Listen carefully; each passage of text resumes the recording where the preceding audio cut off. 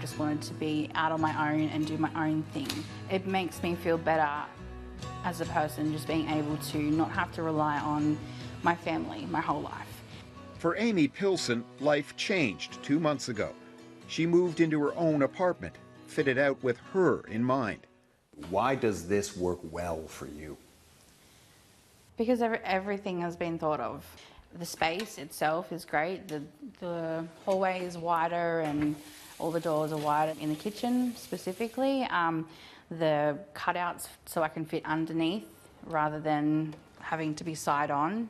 There's a lot of space. I don't have to have everything sort of taking up room and everything's sort of hidden away. This unit is one of 10 for people with disabilities interspersed in this apartment building in the Hunter region of New South Wales. It's also a world away from the ground floor unit at her grandmother's that was home for the last decade. As you can see, it's extremely tight through this hallway. You can't actually turn from this way out to the kitchen because there's just not enough turning space.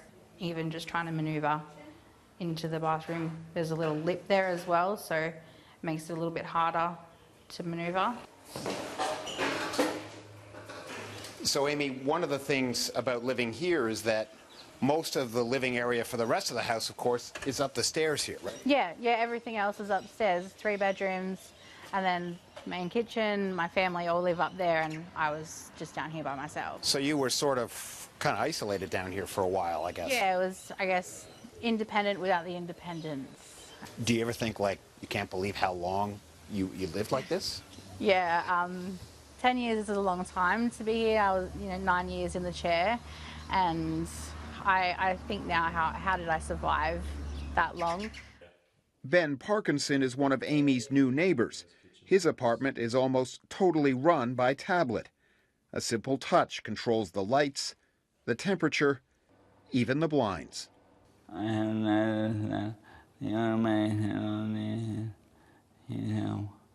9 years ago, Ben suffered an acquired brain injury in a fall. He lived with his parents. That also meant having to rely on them.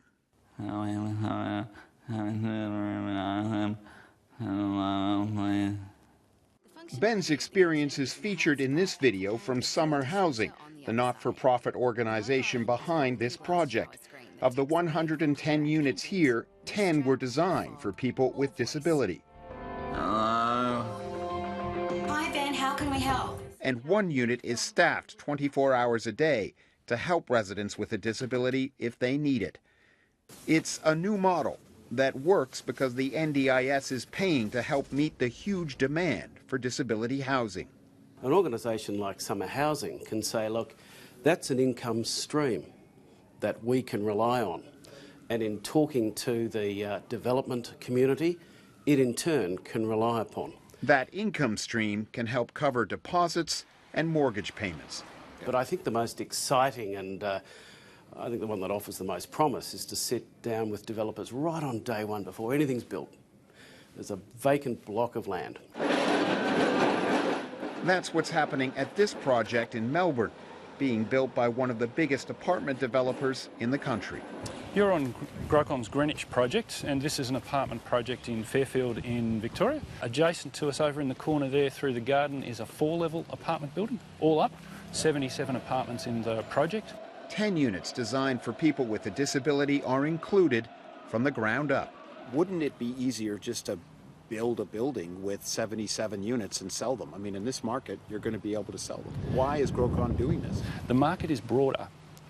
If we don't go down the path of providing accommodation for people with special needs, we're saying to ourselves, well, we'll preclude 14% of the population from being able to live here.